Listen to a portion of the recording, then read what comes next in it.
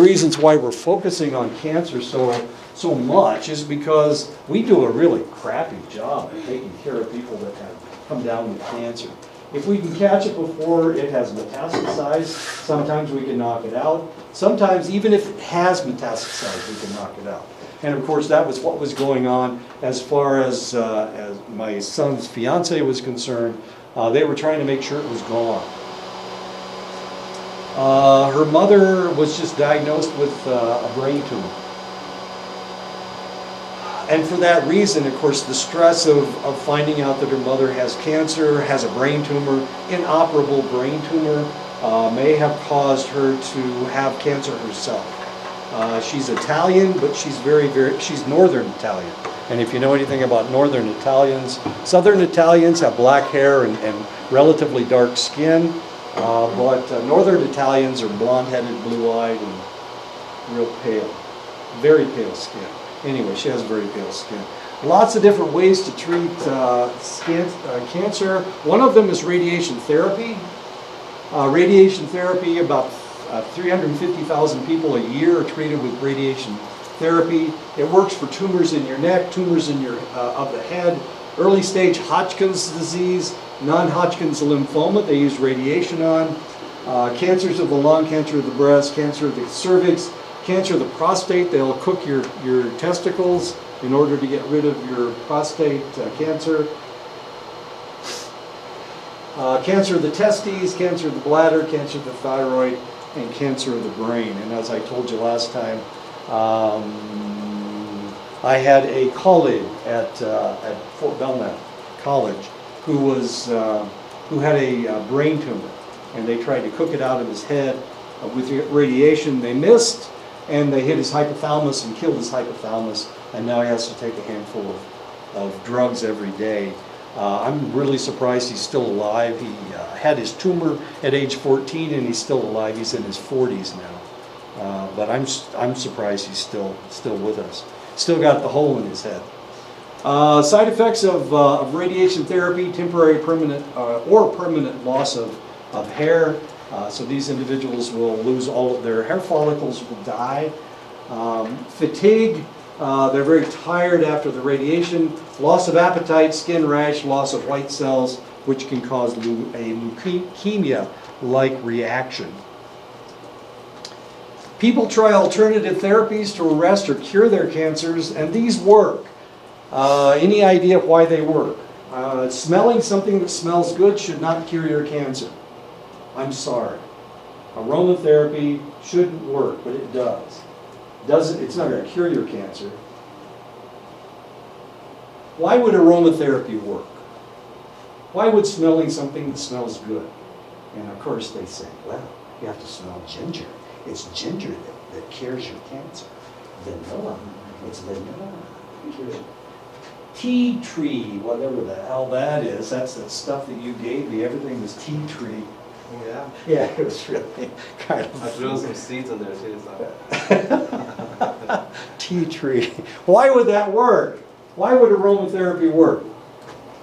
Why would biofeedback work? Well, biofeedback. How about meditation? Don Robinson meditates every day. Well, at least whenever he gets a headache, he meditates. Why would that work?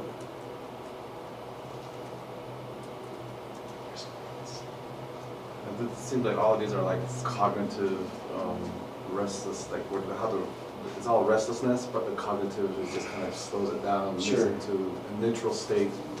Okay, so what is that called? Does anybody remember? We had natural things that cure us in our bodies. Once upon a time, there was no radiation therapy, there was no chemotherapy, but people didn't always die of their cancer, as long as they maintained a positive attitude. And they energized all these healing properties that they have. We all have these in our bodies. And if you catch a cold and you think, oh my God, I'm going to be sick for 7 days, guess what? You're going to be sick for 7 days, if not 10 days, because you think you're going to be sick for 7 days. But if you think, oh, this is just an allergy, it's going to go away tomorrow, guess what happens? It's gone tomorrow. Exactly. Can I add something to that too? Yeah. Okay, one of the facilities I was working at, they would give out medications, and people would always say they were sick, and they would give them sugar pills. And they give them sugar, and it would cure them, wouldn't Yeah, it? and they would think they were getting well, but it's actually a sugar pill. No, they did, and they did get well. Yeah, they get well. It cured their problem. So how can you do that? Why does this work? It's something called the placebo effect. You're marshaling your healing properties. You can cure yourself. I never get sick. I keep telling you guys, I never get sick. Why? Well, I've got this positive attitude, and I think I'm a bigger, badder ass than that disease process. I'm tougher than any virus, and I can just knock out any bacteria. That's what is going on in my head, and since it's going on in my head, if I get sick, if anything happens to me, it's gone. I kill it. If I start to come down with a cold, I go out and run, and I run myself until I can't run anymore, and that gives me the strength to fight off the disease. Or I go and lift weights until I almost hurt myself, and that takes care of it. Does it take the same amount of time for someone who has depression to trigger these positive? The reason they have depression is because they're thinking negative. So all they need to do is marshal their positive thoughts. But isn't that the part where it's kind of sensitive to, because that's where they could also become suicidal? No. This is you. If I have to take that Prozac pill, then it's going to lower my inhibitions, and then I'll become suicidal. But if it's me, I'm angry enough that I'm not going to let this happen to myself. So I'm using all this positive thoughts, all these positive energies. Just like with aromatherapy, I'm going to light a vanilla candle that's going to cure my thoughts. That's one of the reasons there are people that think that marijuana cures cancer. Why in the world would they think that? Well, somebody told them that once upon a time, and they feel better when they smoke pot, so now they think that it really works. It's just the placebo effect. I mean, if you think that,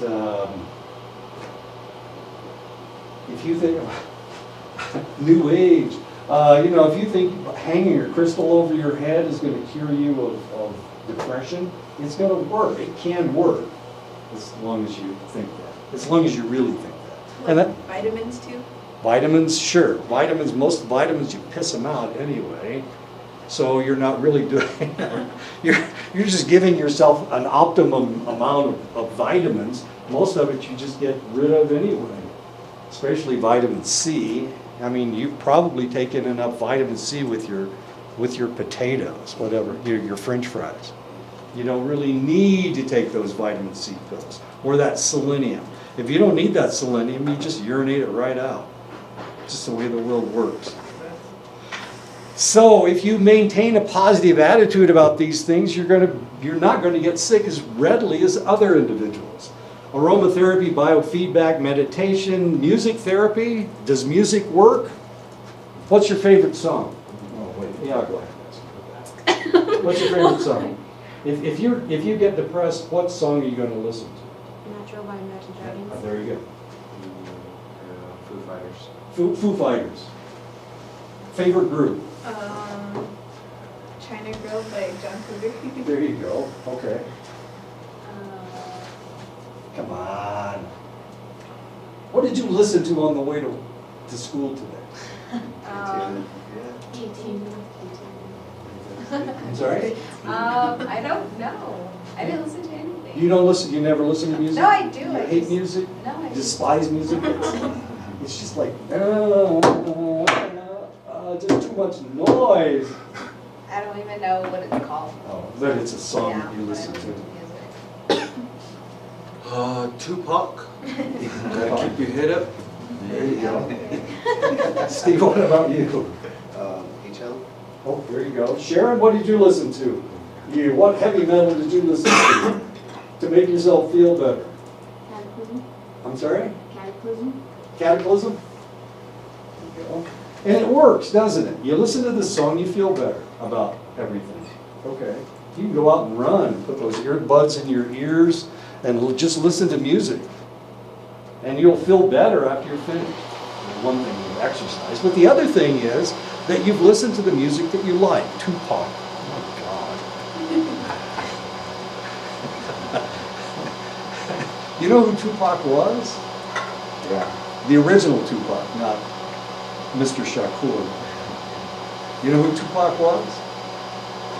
He was an Incan, he was one of the last Incan leaders, Tupac. They killed the original one, and then Tupac was his son or something. Anyway, that's who Tupac is. He's an Incan.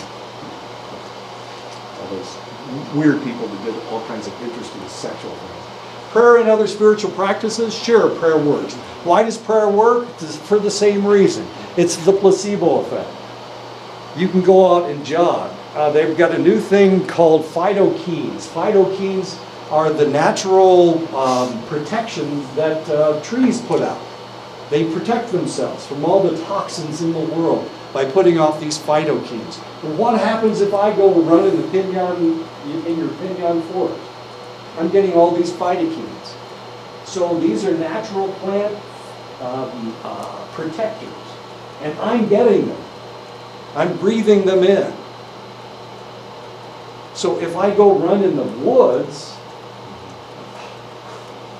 not only am I putting off my own cytokines, but I'm also taking in phytokenes. There you go. I'm cured.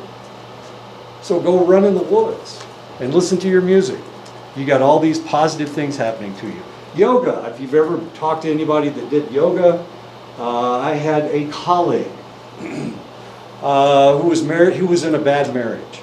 And and I told her, this guy's a jerk. What the hell are you doing with him? She was a psychologist, cognitive psychologist. There's something wrong with cognitive psychologists. Don't tell Sarah I said that. Every time I tangle with somebody, it's a cognitive psychologist. Anyway, so finally she decided to start going to yoga classes. And in yoga classes, she used to meditate, was one of the things that they did. They get into their positions whenever, fighting lotus or whatever. They get into this position and they have to hold it for an extended length of time. I can't even do it. I can't even stand on one leg.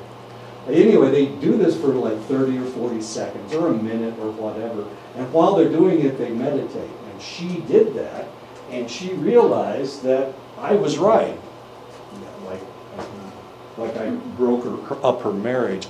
But she realized that she was teaching someplace else, okay?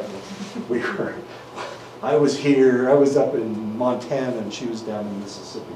But she realized that I was right, that this guy was a jerk, and she didn't want to stay with him, and that he was emotionally abusing her.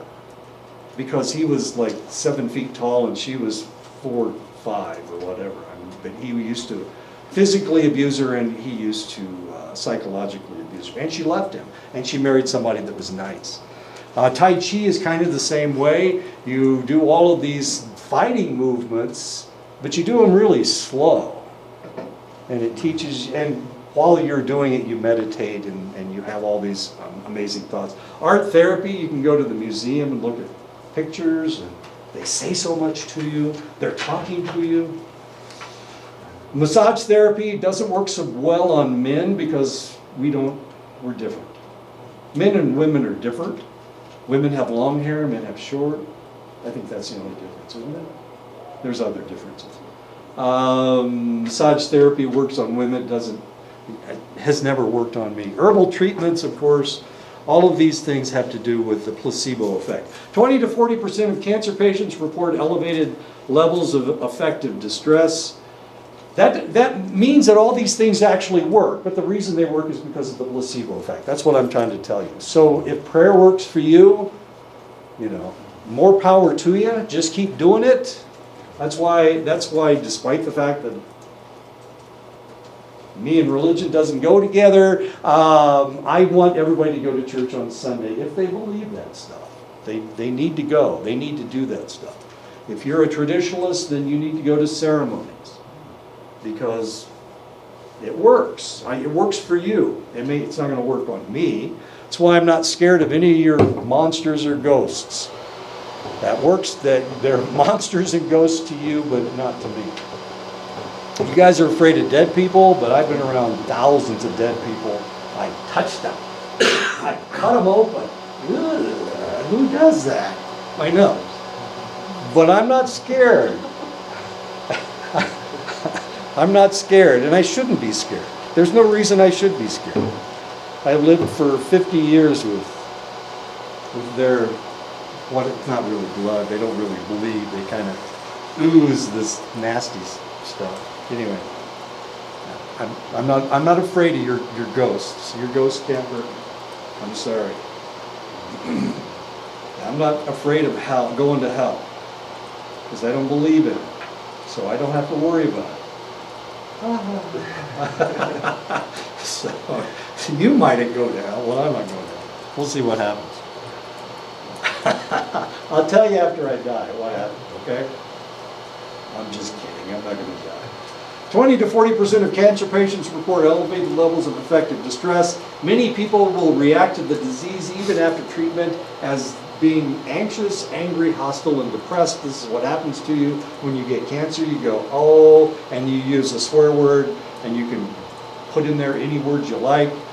This is what happens to people when they're in combat and they're about to die. They're not praying, they're usually swearing. That's my experience, I'm sorry. And I don't care how religious the bastard is, he's still gonna swear. The younger the age of onset, the more severe the affective distress. Fighting spirit among cancer patients is associated with a lower mortality rate than denial, helplessness, or stoic acceptance. The bottom line is, if you think you can beat it, you will beat it. If you don't think you can beat it, you're not going to beat it. It's like that damn cold you had, and you said, oh, hell, I'm going to be sick for 7 days, and you're sick for 10. That's the way it works. If you don't have a fighting spirit, if you don't think that you can beat the cancer, then you're going to die. You might as well dig the hole right now. Go to the graveyard, dig the hole so that nobody else has to do it. Because you're going to croak. I'm sorry. It's just the way the world works. My sister was a wimp. I've told you about my older sister. She was a candy ass her whole life. When she came down with cancer, of course she came down with cancer. At age 59, she comes down with cancer. Everybody was afraid she was going to die. And they were right. She was going to die. Well, somebody else could have fought it off, but she was such a candy ass she couldn't do it. So one of the things that they used to do in order to get her pumped up was they used to fly me in from California. We were stationed in California at the time. She was in Indiana. They would fly me in because I pissed my sister off. And when she talked to me, I would just piss the hell out of her. She was a feminist. I used to talk to these anti-feminists. So they used me as an irritant to my sister to keep her alive. And she would have lived for 2 or 3 years with her chemotherapy and radiation therapy. She lived for 5. And one of the other reasons that she lived, we were up in Montana for part of that time, we gave her a sweat. We did a sweat for her. And we tied the material. And she believed that. And when we were tying the material, we saw an eagle fly over while we were tying the material. This is kind of spooky. We tied the material, and you tie, the red material to the south, you tie the black material to the east, that kind of stuff. We were tying the material, and we saw an eagle fly over. Guess which direction it was flying? Toward Indiana. How did you know? I know. Isn't that exciting? And she lived for a couple more years. It gave her the fighting spirit to survive for a couple more years. And finally, when she did die, she just kind of gave up. But that's okay. She was in a lot of pain. She lost a lot of weight. And eventually she did die. But the reason she came down with the cancer was because she was such a wimp. She'd been a wimp all of her life. Now, how come I don't die of cancer? What's wrong with me? Well, I'm such a mean son of a bitch that there's no way cancer's going to kill me. Not yet. We'll see what happens later. I got a question. Sure. So if you say, I'll never be depressed and I'll never have anxiety. Can that work, or is that just denial and you actually have depression? If you really believe it, then yeah, you're probably right. But what if you're showing signs of depression? Well, But they don't know. yeah, well, you gotta fight it. The whole point is you gotta fight it. And some people, it's not that they enjoy depression, they think they're supposed to be depressed. Everybody else in my family's depressed, so why can't I be depressed? I'm gonna be just like everybody else, all the fun people, all the depressed people. I know. So let's listen to that, really crappy music about everybody dying. Yeah. If you listen to my all the songs that I listen to, a lot of them have to do with their breakup songs. No, hell no. I don't listen to anybody from the 21st century, okay? Of course I like Taylor Swift. Has she ever made a song that was worth listening to? Her old one, probably. Okay, well, I'll try it. Anyway. So the answer is yeah, but you have to really believe it. You have to be a mean son of a bitch. Okay. That's the only way to survive.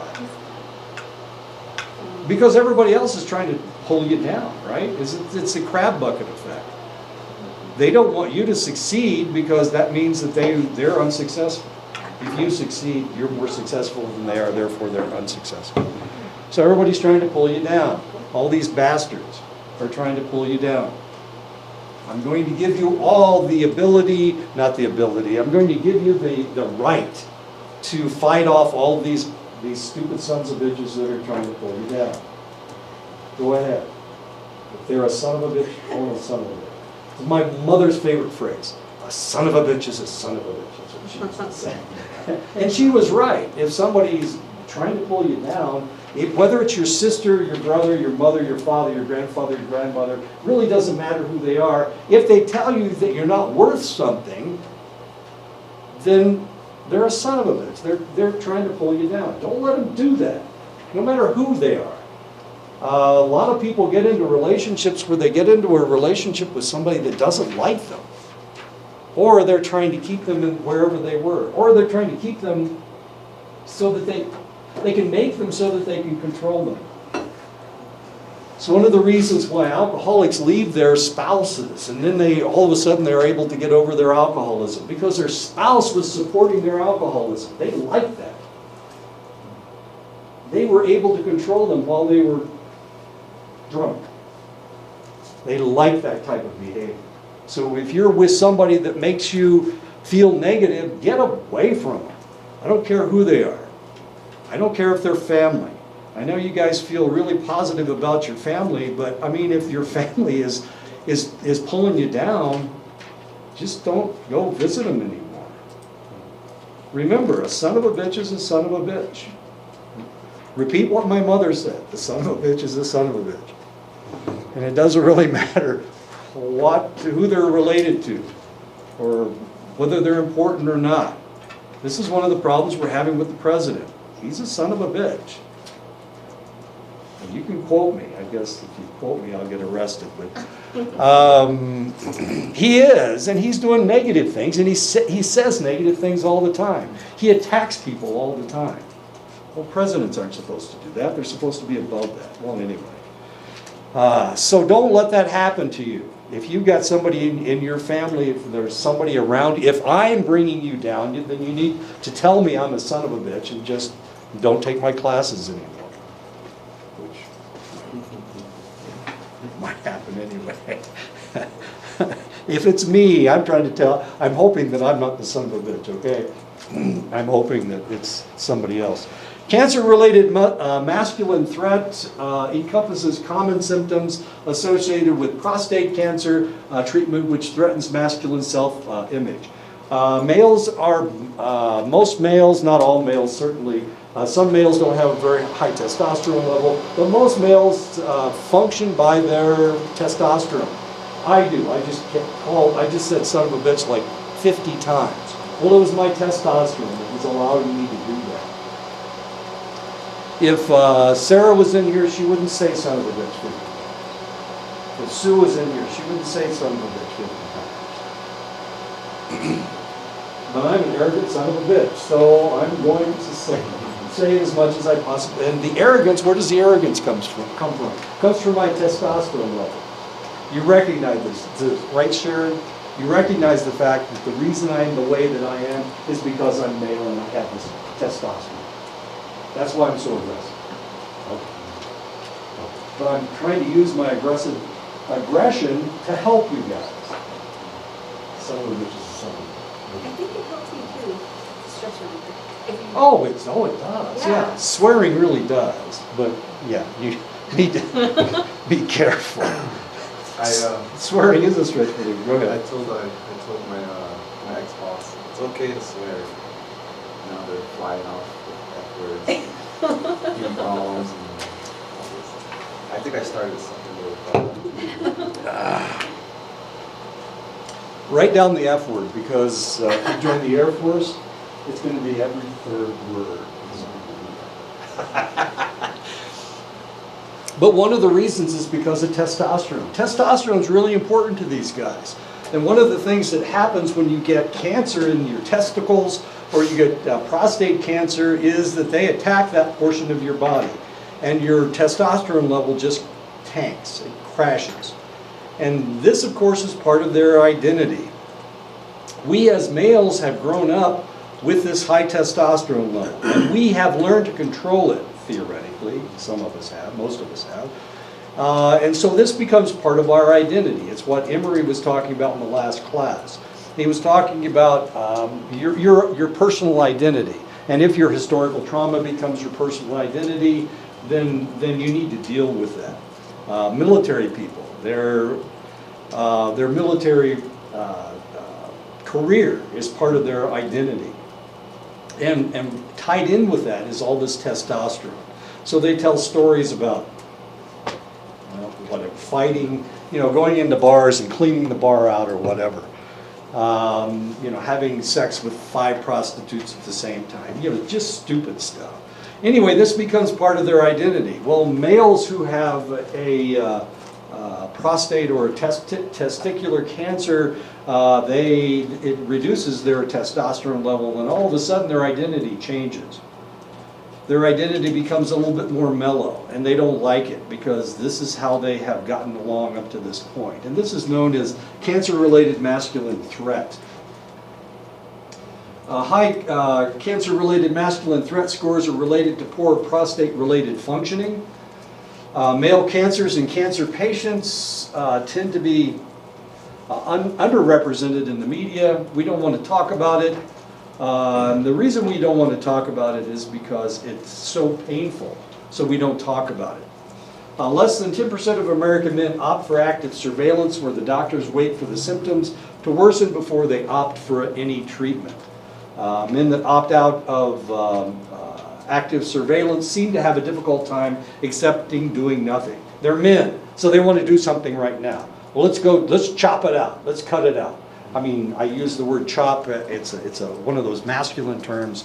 I'm trying to show people hitting things with an axe, chopping it out. By God, you don't chop it out, you cut it. You use a scalpel and you shave it off.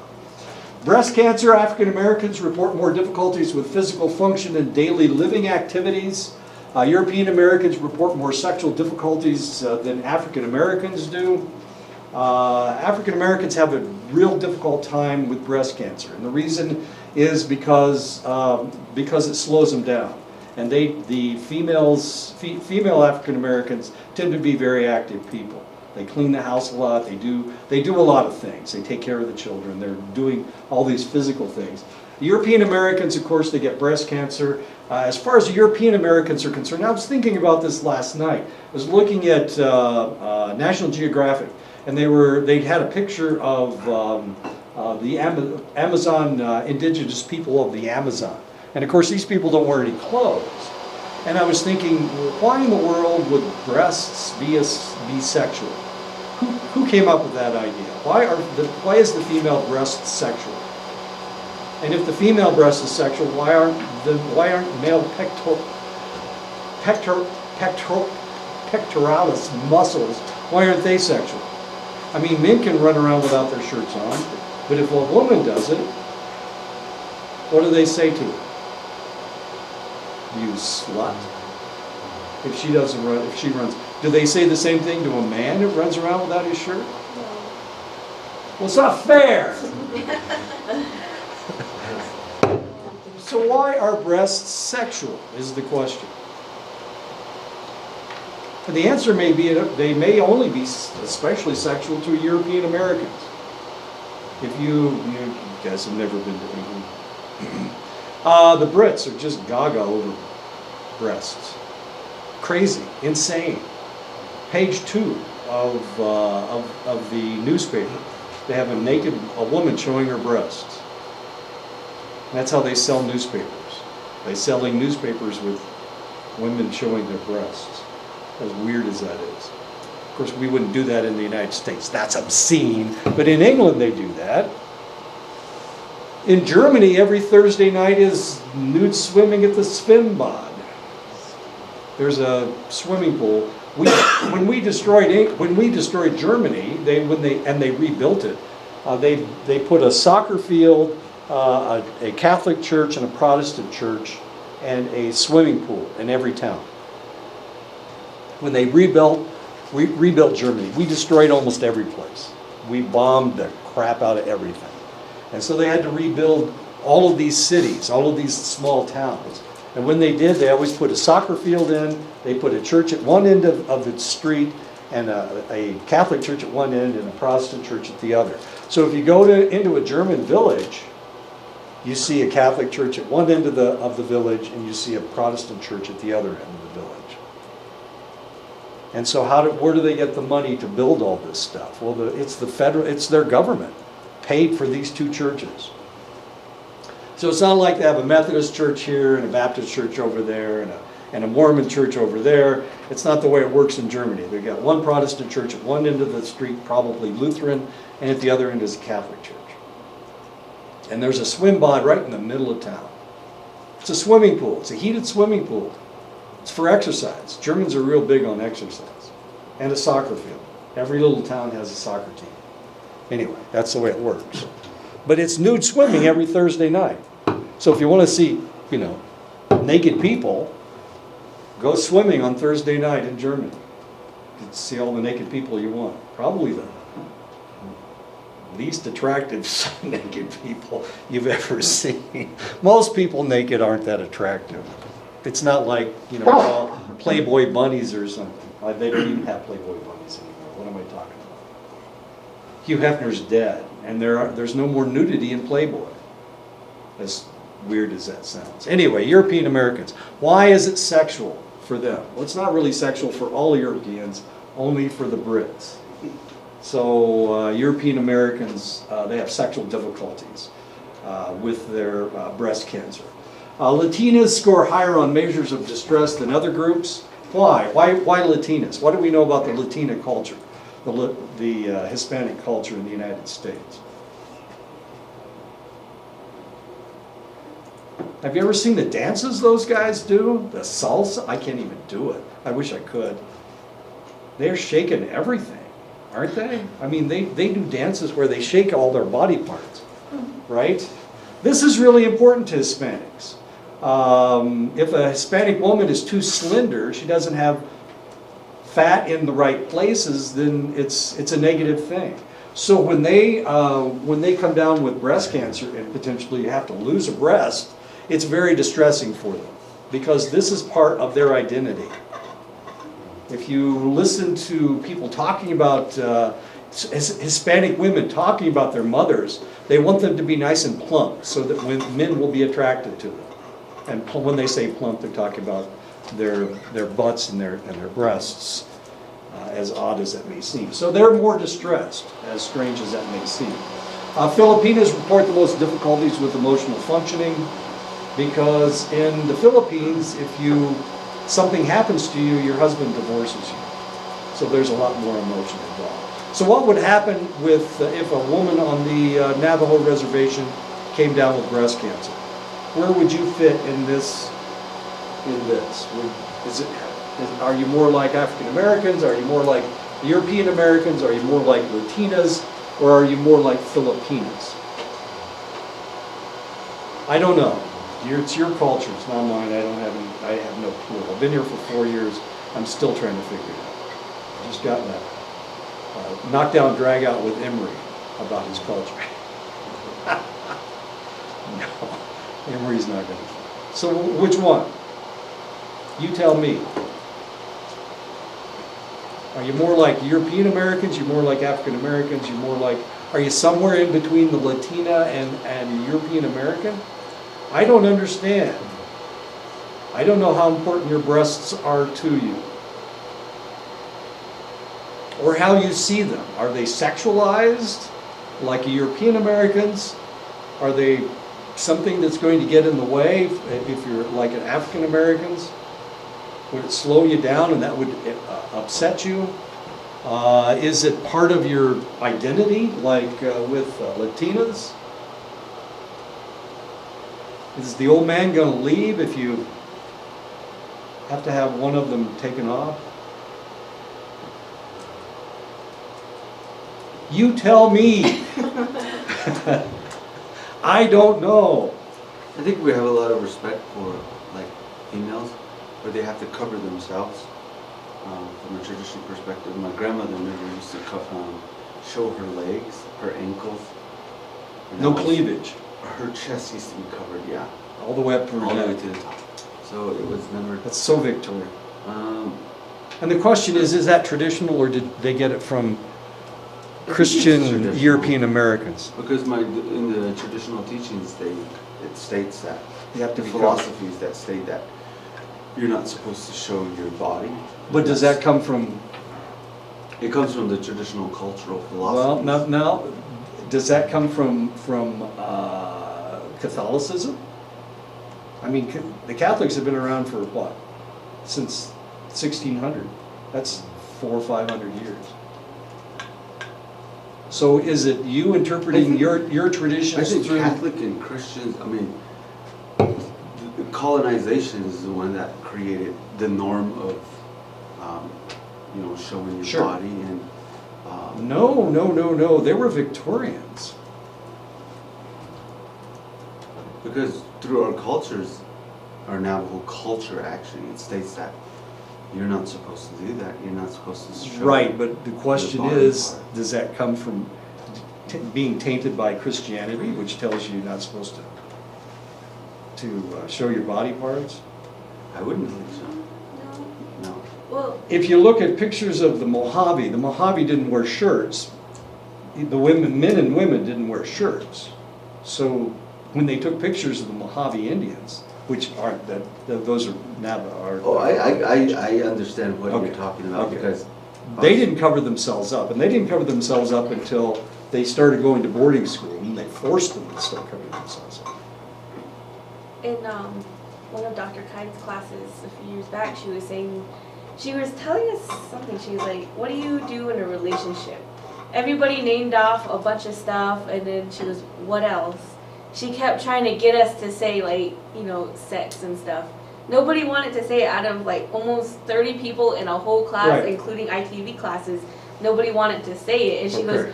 why is it with just Navajos or Native Americans, you guys never talk about it? And that's the last thing. As to Europeans, that's the first thing that comes up. But with you guys, it's like, that's private. It's supposed to be private. See, up So- north, that's what they talk about. Yeah. Yeah. Well, But they're Indians. But they're, I think it's respected. yeah. Whether it's the sexual part of it is kind of really respected to where. do you sexualize the female breast? Like the European I'm Americans? trying to think about it because when we go to ceremonies, it's more of a spiritual sense when a person has to reveal their body while they're getting herbal treatment. So everyone in there, men are respectful to where they look down, to where they don't look at it or have sexual thoughts about that individual. Well, it was like that. It was. But today we have people that have maybe been colonized to where they think that, that part of the body, they sexualize about it. Sure. But back then in the past, I had my grandmothers and my aunties, and they had ceremonies, and maybe cousins or relatives or different families would come, and they would have to go through that ceremony. So every female in that ceremony had to have no shirt. So when they would go through that ceremony, there was no sexual thoughts. There was no, there was nothing like that that I understand. I mean, that I saw. Everybody was respectful. So, and then we would go out, and then we would go through these hoops, and people would be crawling, and I didn't see guys like, oh dang, look at that. I mean, they weren't saying that, and you know, they were Well, it's family members. respectful. It was family from a different place, different geographical area, Sure. that came to have the ceremony, and there wasn't that kind. It was respectful. There's a certain respect that's within the ceremony that you're taught not to. And then when someone has their shirt, you're taught to be respectful and look down, not unless you might be over sexually excited, or in the sense of, you know. See, that's what I mean. Like we're like how like he's trying. You're trying to help him. That's how the same way like the Europeans try and help Native Americans, and you're trying to like help them Well, say the word. He's looking for the word excited, and I tried to give him the word excited. He wanted to bounce around the word and He's trying to be respectful because there's ladies in here. excited. Okay. We had that conversation once the ladies left, you know. So Yeah, we exactly. respect Yeah, that. I remember that. The crow sweat naked. They sweat naked. Yeah. Okay. And not it's still like sexual. that in some places. It's not sexual at all.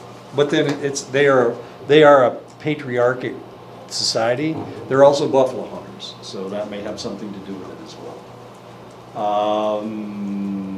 When you butcher a buffalo, you have to take off as many clothes as you can, because it's bloody. It's a mess. It stinks too. Oh God, does it stink? Anyway. All right. So you're giving me no answers, and I appreciate that. Okay. Wait. Oh. I was trying to figure out which one you're closer I think to. we're trying to explain. I know, without using the word sex. Okay. Lower socioeconomic status, African Americans and Hispanic women are more likely to receive benefits from breast cancer diagnosis than European Americans, such as renewed focus on relationships in their lives. And a lot of times when European Americans have breast cancer, they lose their relationship. I have a question, Bruce. Sure. This is really interesting. I want to know what generation. Is it my generation or the generation before me, or the two generations before, to where it became a sexual thing? Well, see, that's my question. Yeah, that's what I'm trying to figure out. Like, when did breasts become sexual, or when did booty become You sexual? know, this is a really interesting question, because remember, brasiers, bras, haven't been around for like ever. And they weren't invented until the turn of the 20th century. So why in the world would a woman start wearing a brassiere? Because it was created by men. I don't know. I think they were invented by men, but it was the idea to enhance the breasts.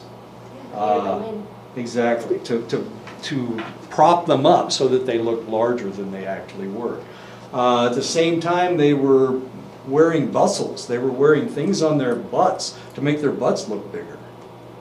Bustles, that's called bustles. Okay. So maybe it was at the turn of the 20th century. That's when it became sexualized. So if we went to the 1860s, if we looked at that time era, now the problem is when we see a movie, we watch Gone with the Wind. When we watch Gone with the Wind, it was made in 1939. So the things that they do, the way that they dress, are the way that they dressed in the 1930s, so that people would go to that movie. They didn't really act like they did in the 1860s, because nobody would go to that movie. If we watch a movie that was made in the 1970s, All the men have long hair because that was the style of the time.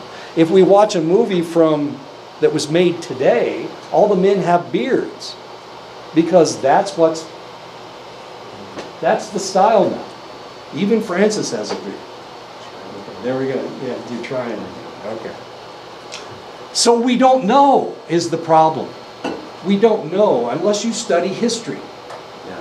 You got to study history in order to understand this stuff. Because like the younger generation, the next generation, They're going to believe everything that you tell them. yeah, because they're introduced to porn. Right. It's like twice as much as my generation. Sure. So now You guys had to find a magazine to find know, a naked yeah, picture. they know the names of the different porn stars. And Sure. I was talking to this one guy the other day. He was talking about every, porn star. Female porn stars? Both male and female. And the girl that was there, she knew the guy that he was talking about. And like, yeah, I know him. And That happened to me. he stars in Pornhub. This lady said, look, I've got a picture of Ron Jeremy. And I'm going, who? Why would I have ever heard of Ron Jeremy? I know, it happened to me. For me, I was like, I don't know them. I've never seen this. I've never guy. seen that, or I never looked at it. Why in the world would I know somebody's name like that? Yeah, this is the stuff you guys are going to have to deal with that I didn't have to deal with. When I was growing up, the only way you could see pornography was to buy a magazine. They wouldn't let you buy a magazine, not my age anyway. That was the only way to see pornography. Now it's all over the place. Now your 7-year-old can get into a pornography. He can see all the naked breasts that he wants just by Googling it. Naked women. And they even have it on their phones. There's like Pornhub app, and they just go into it. It's like open. Are you writing all this down? Pornhub. Okay. Oh, they're saving bees. Did you hear that? They're saving bees. Yeah. These are Pornhub. is saving bees. Yeah, like the company or the organization. Well, we should all support it then. Bees are Let's very just, important. Like, yeah, for every view they get, they donate to like the farms. Is that right?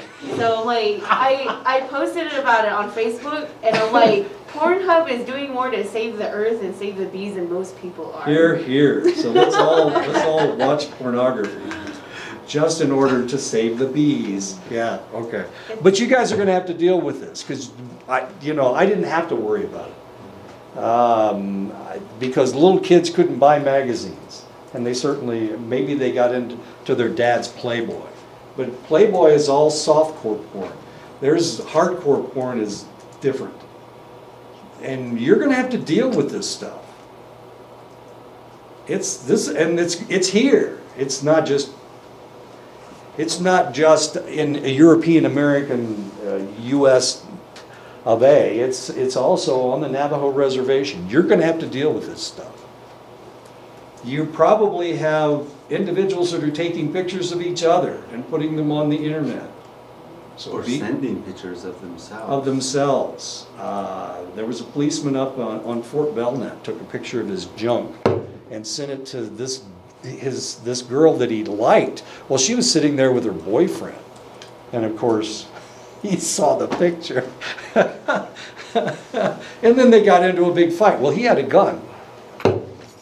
So he won, but he didn't shoot the guy. But they got into a fist fight. He lost his job. The other guy was sent to jail for trying to beat him up. And he didn't shoot him, but it was an ugly, ugly situation. So you're going to have to deal with this. I didn't have to deal with this. It's not in the DSM-5. This crap's not in the DSM-5.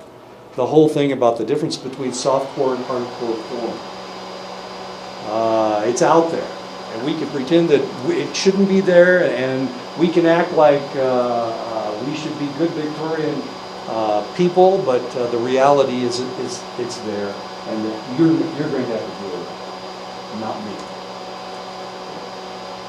Sorry. I think it's an issue, like a big time issue, like with on campus and then within the local community, where we have a lot of sexual-oriented people that Does that mean rape or sexual molestation? sexual molestation, rape, My wife just got attacked last week on this hill right here. And there was an individual that came running out from the woods and grabbed her and tried to throw her down and drag her into the woods. So How old was he? he's young. She said he was young, dark. He had his hood on and pimples, young, kind of dark complexion. So he couldn't identify him. She couldn't She identify couldn't identify him because he had shades and he had his hood on. So he ran out at her and grabbed her from the side, threw her over. She got back up and she fought him off and she took off. So she sprained her ankle and she hurt her leg. It's like scratches. And I was thinking about it like last week and this week. I was like, if you were to really seriously think about this, you know, we have a lot of people that are it's driving them crazy. I mean, there's people Sure. out there that look at a female in a way to where, you know, they want to attack them. And Sure. in DSM-5, I don't know if it talks. It's not in there. Yeah. It's just not in there. And you guys are going to have to deal with it. There was a kid in 16-year-old, just learned to drive. Got in his pickup truck and he hit a lady that was jogging. Picked her up, he knocked her out, picked her up, threw her in the back of his truck. He wanted to have sex with a dead woman, so he thought he killed her. Well, he didn't kill her, she jumped out. He started driving down and she jumped out of a moving truck. Broke her leg, you know, all kinds of stuff happened. He's 16 years old, and he wanted to have sex with a dead person. Now, necrophilia, where the hell does that come from? Who has an idea that they want to have sex with somebody that's dead? Where does that come from? But he was a 16-year-old that had this idea. Why are we talking about this with breast cancer? Just issues that pop up. Yeah, so the whole point is you guys are going to have to deal with it, and I don't. It's all, I'm old. I'm out of here. You guys have to take care of it yourselves. But you're going to have to take care of it and not ignore it. That's the whole point. Because it's out there. I mean, obviously, if Tanya's getting attacked on this hill right here. Right there, yeah. I ran that hill too. Yeah. I did too, that same day that it happened, I ran around. I ran up and then I ran around it. I did the same thing. I did a 7 miles. I started, and I went up there, and I waited up there for a while like, to catch my breath. Because I ran it down, and then I went back up. Then I went all the way, I went on top of the tank, and then there's the other hill that goes Yeah, back that goes down. down. Yeah, and then I Yeah. went around that way, then I ran along the lake, and then came back on the highway right here, and then I got back on the trail, came back, and I went that extra mile on this side, came back on that way. I run this trail every weekend, and every time I get on this trail, I think there's a possibility. This is where the young lady was raped, and he drug her off into the Pinon forest, and I'm thinking, I know, it was a couple of years ago. It was a couple of years ago. I had to do with cross country. It's one of the reasons we don't have a cross country team anymore. Yeah. Was it over here? Yeah, right where you come in from the cattle guard, that Oh, front yeah. part right there. On that side. Oh, is that where it Yeah, was? yeah. Okay, but he had stripped her naked, and knocked her out. And I think about that every time I get on the trail. I'm hoping that my dog will react so that if somebody's hurt out there, that I can go and help them. That's what I think about that every time I get on that trail. Sometimes like we started running, we have this like little workout group at Spruce. So sometimes in the morning, it's in the morning, but still, since I'm kind of like in charge of it, I guess, and I tell everybody, if you're going alone and you still want to run, tell somebody. And I said we're gonna do a buddy system. It's just like it's on the road, Sure. but I'm still telling them make sure you have somebody with you, Right. and there's more than one person. Right. So I just don't want anybody getting attacked. Yeah. I'm not worried about getting attacked myself. And the thing is, she didn't have her phone. She was charging it at home. Oh. I was at the library writing my paper. So it's my fault. So she had to run alone, and she went up. She said she went right when she got to that part where it gets white, the white Right. sand. Right. From there, he took off at her. He heard her, Right. or he heard him coming from the right side. So then security tracked him. They tracked him all the way back behind the tanks, there's Uh-huh. a road that goes that way, and there's a 2-story house, goes to that house. So I don't know if it's somebody at that 2-story house, but just what I heard is people stay there, and they all go there and they drink, they party, so don't really know who's all staying there. I heard of an individual that stays there, and he goes to school here, and I'm wanting to ask him to see who that guy was. Yeah. Because I went searching, I put my guns in, and I went driving around. Said, man, if I find this guy, that's it. Dr. Wolf kind of scares me too in Yeah. her class. She's like, "Do you guys ever see the sex offender list?" And she goes, "You have to." I'm afraid to look. And she goes, "There is a lot who live around campus." Sure. And we That have those even kind of come people. to school here. Yeah, and they live in the apartments over here. And I'm like, are they allowed to live this close to the daycare, family housing, students? Like, is it really safe? Are they allowed to live here? Of course, they're family. But there's sex offenders. They're a member of somebody's clan.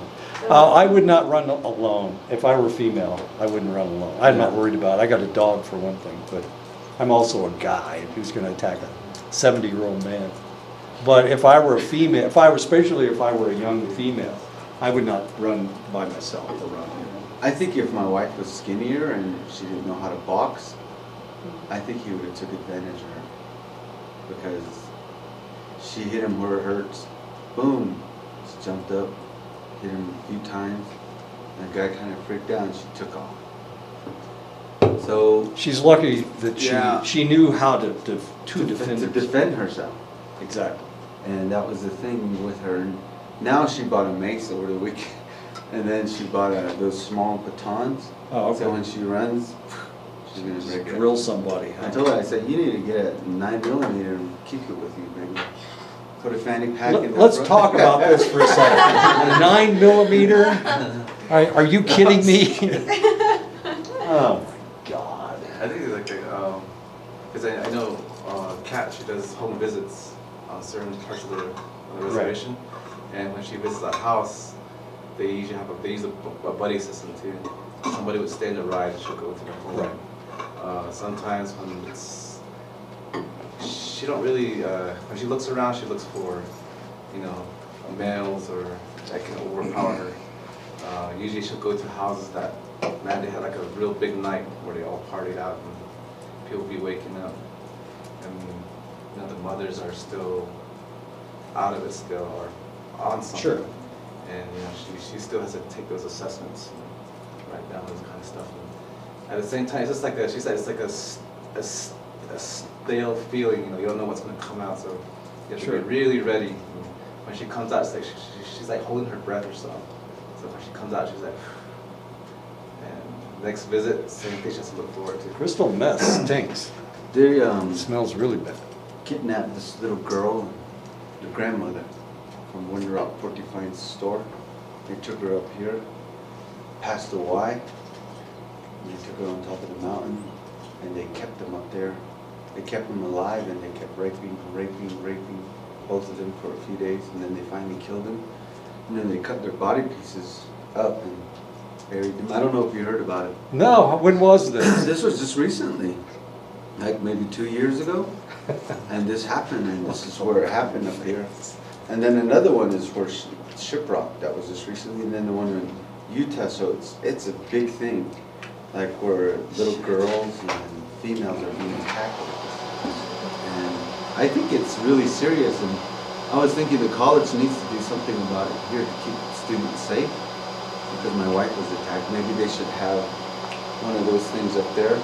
With, Oh, yeah. Yeah. Call button. call buttons on top of it, because people run that hill. Well, there's not enough, there's no call buttons all around the trail. And there's a lot of isolated places and places where it curves. You're going into the Pinon Forest. I go the Pinon Trail. Yeah. Yeah. And I don't And there's understand. nothing. There's Yeah, and I saw a guy out there one time. It was my dog that told me he was there. And he's just standing there watching me.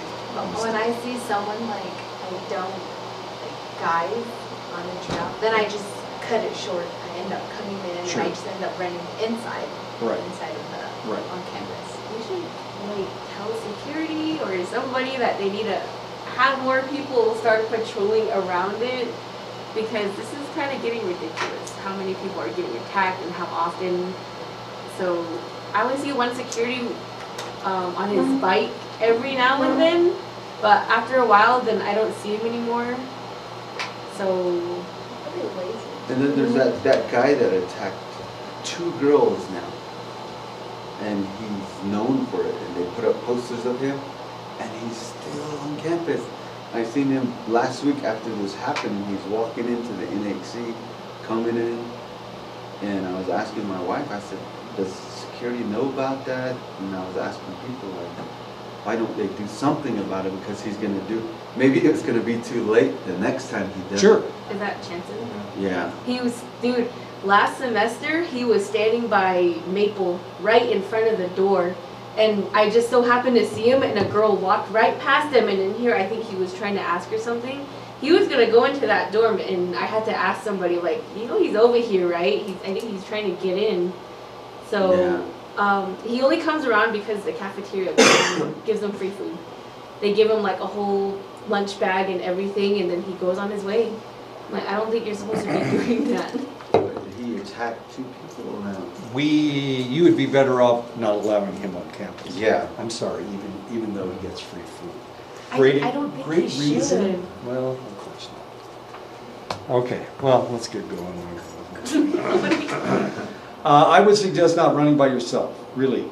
I think, like I said, I think about this every time I get on the trail, that potentially I'm going to come across something horrible that's happened. And I don't want to. That would distress me greatly. But I think Travis should start jogging the trail. Yeah. 4 or 5 hours at night. Yeah, there we go. No. See, that's what's going to happen. You're going to start running with a gun, and it's going to run. It's going to bounce up and down. Guns are heavy, especially with all that ammunition in there. You're going to put that thing down really quick.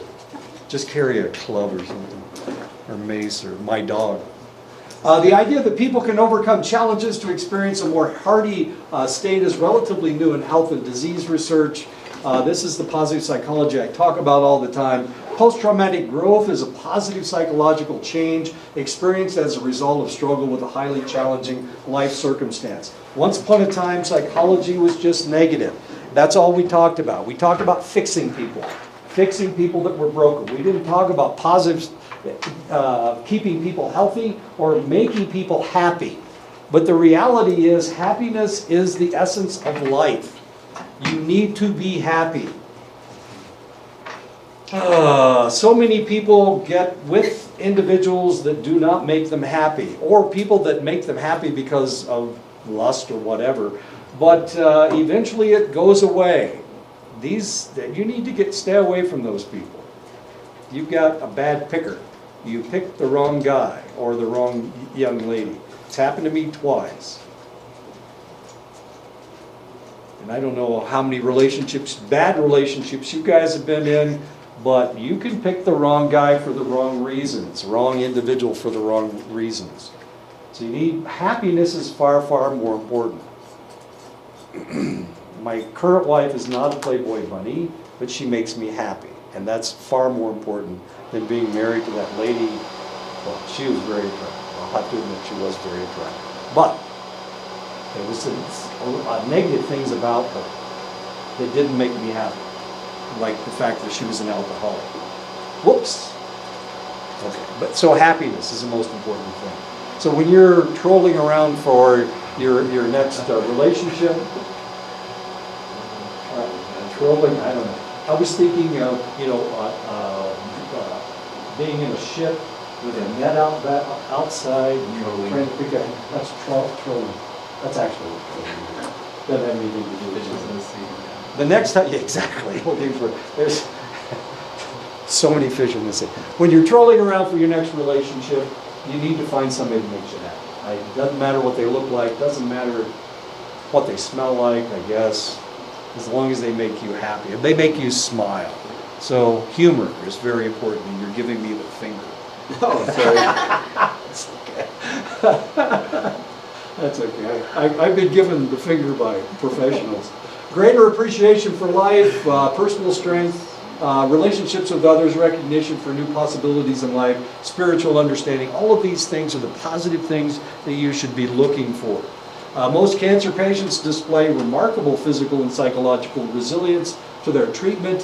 Factors that lead to cancer adjustment include access to information, perceiving some degree of control over treatment, being able to express emotions while feeling supported by others. And this is one of the problems in cancer treatment, is the fact that they are told to be as positive as they possibly can. Well, sometimes you just feel like crying, and you feel like you can't do that. And of course, you need to be able to show whatever emotions you're feeling.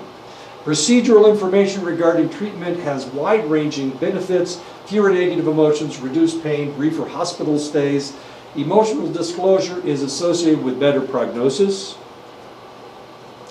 And as long as you maintain a positive attitude, go ahead and cry all you want. It's okay, as long as you're still positive.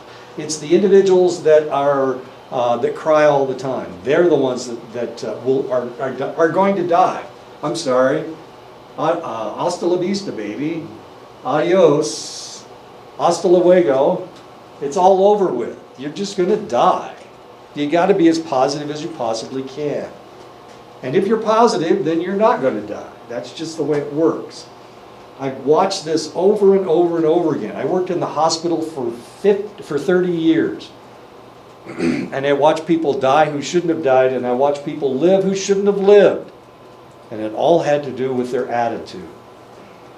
So maintain a positive attitude and you'll live. Behavioral and psychosocial interventions may lower stress hormone levels, improve immune functioning, and that's the reason that you live, is because your body is fighting off the disease, is fighting off the problem, is fighting off the wound. I've seen people shot, and it took out half their gut, and they still survived. They should have died. They should have died of an infection, and they didn't. Why didn't they die? It's because their immune functioning became so powerful that they fought off all the diseases, all the possible crap that, you've got all this, you do have crap in your gut. And it contaminates your viscera. Research has shown that social support can help cancer sufferers survive. Research of women with breast cancer showed that spousal support was associated with lower levels of depression, lower levels of anxiety, improved psychological adjustment to cancer, greater feelings of intimacy, improved quality of life. And of course, it all depends on being with somebody that makes you happy, instead of somebody that you have to act out for them to love you or whatever. You've got to act a certain way for them to be nice to you. Focus of psychologists trying to help cancer patients is on stress and pain relief, control of aversive reactions to treatment, and enhancement of emotional well-being. In children, the focus is on increasing adherence and reducing suffering. The most widely used interventions are hypnosis, progressive muscle relaxation with guided imagery, systematic desensitization, biofeedback, cognitive distraction. All this stuff is you hypnotizing yourself, self-hypnosis. Why don't we stop right here? We'll pick this up